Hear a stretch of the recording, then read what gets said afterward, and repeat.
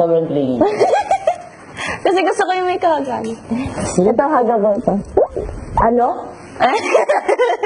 Sa jokes niya siya lang tatawa. Oo, hindi ako sinusuportahan ito eh. Lagi eh.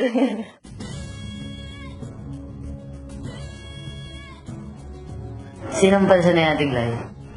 Dahil walang ligaya sa pagiging katulad mo.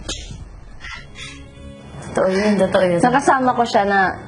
Totoo yun sa baliw. Oo. Dapat nun sa scene na yun, exit ako. Tapos ganyan lang ako. Hindi siya maka-exit. Hindi ako makagalaw. Tinutulak ko na siya. Kaya ganyan lang.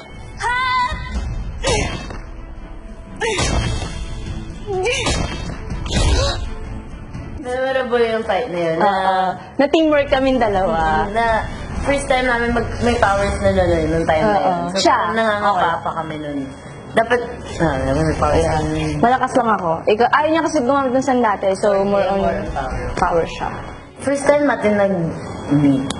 Sa mundo ng mga tao. Memorable din yun. Oo, yun. Sobrang nag-ano yun. Sobrang yung nakakaloka, diwata ka rin.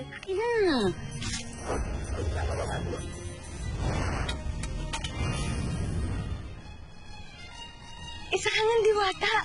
Ikaw din. Kaloka, diwata ko na. Oo, yung mga ganun. Tapos hindi ko siya mag-gets. Ano yung sinasabi niya? Hindi pa namin alam yung relationship, yung kung ano yung relasyon namin sa isa't isa. Basta alam kong Pero ang sarap sa feeling yung malalaman mo na kamag-anak mo pala siya. Hindi pala ako nag-iisa. Parang meron pala akong kauri dito sa mundo ng mga tao. Masaya. We help each other. Minsan din ako nahihirapan ako. Tapos, Pag alam ko na yan, pag gaganyan na si Kate sa akin, just lapit lang ako, hug ko lang siya. kasi yun lang ako. Pag siya, kailangan malalim. Ako kailangan deep eh. Medyo matagal ako maiyak. Pero, Strong kasi si Mikey eh. Strong siya eh. Kaya medyo nahihirapan siya maging vulnerable. Pero pag si Kate naman, kaya pag di na kaya, kasi lagi umiiyak.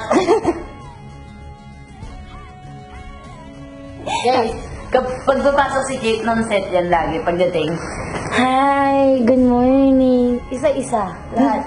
Good morning. Hello, Auntie Glay. Good morning. Lahat may akap. Na minsan, pag ikaw yung pangit yung gising mo, ikaw, wait. Very proud. maski sa mga nagka-troll lines lang kami. din kasi, oo. Nakaganyan ako. Ganyan. Akap. Ashley, kailangan ko nang yung tulong pero nandito ako nakaganyan. Sobrang clingy. Kasi gusto ko yung may kagalit. Ito, hagawa ito. Vashne du